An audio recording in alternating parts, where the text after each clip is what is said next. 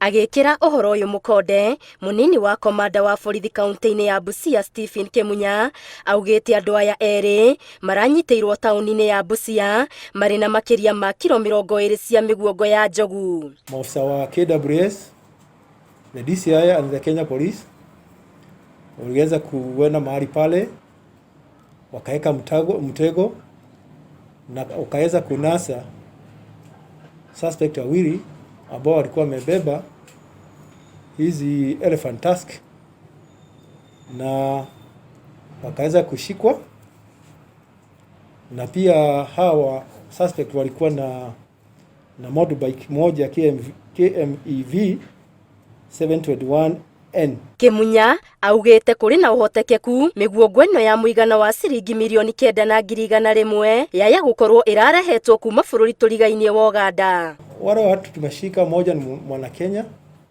na mwingine ni Muganda. Ni watu wamekomaa, ni wazee.